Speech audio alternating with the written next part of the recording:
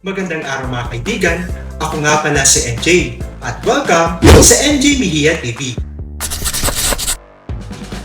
Dito sa ating channel, pag-uusapan natin ang mga paksa may kinalaman sa kultura, buhay, at politikang pang-Pilipino. Kaya, kung interesado ka sa mga paksang ito, siguradong magugustuhan mo dito. Huwag na rin kalimutang i-like, share, at mag-subscribe na rin para sa ating channel. Ngayon, simulan na natin ang ating talakayan.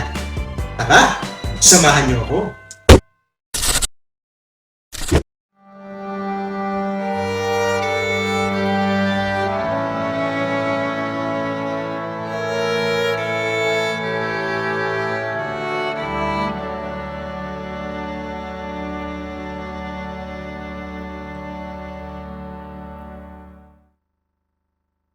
Narito naman ang ika-15 kabanata ng Noli Me Tangere, ang mga sakristan.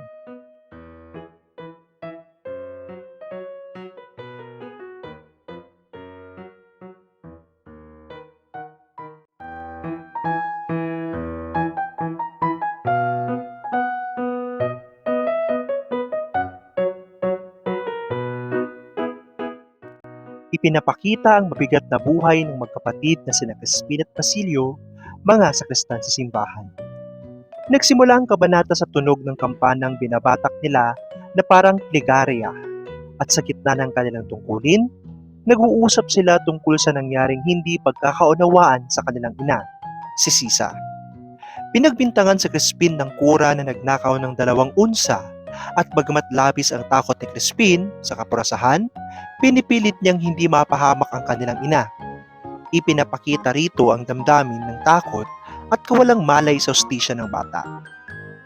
Nag-aalala sa Crispin na baka siya'y mapalo, at iniisip na baka kung mamamatay man siya, magkakaroon naman ng kabuhayan ng kanyang ina at kapatid. Pinapakita ng kabanata ang kabataan na nagbabalot ng kawalan ng proteksyon sa gitna ng maling akusasyon, pati na rin ang kalupitan ng mga nakakatanda. Si Basilio naman ay nag-aalala sa sitwasyon ng kanilang ina, ngunit nananatiling matatag at nag-iingat sa mga hakbang upang matulungan ang kapatid. Habang nag-uusap, biglang dumating ang sakristan mayor na galit na galit.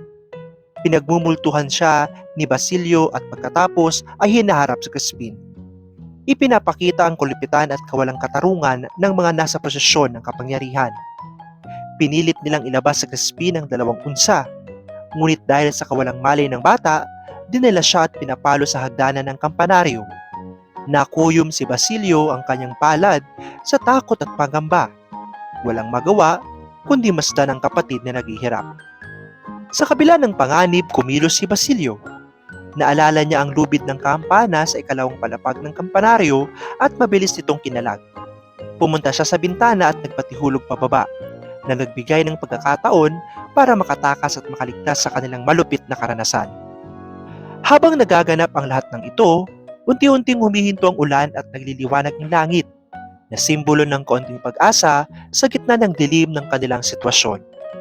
Sa kabuuan, ang kabanatang ito ay nagpapakita ng kawalang katarungan, kalupitan at hirap ng mga kabataang sakristan, pati na rin ang lakas ng loob ni Basilio upang subukang iligtas ang kapatid. Ipinapakita rin ang tema ng kawalan ng proteksyon sa inosenteng kabataan at ang paghahanap ng liwanag sa gitna ng kadiliman ng buhay.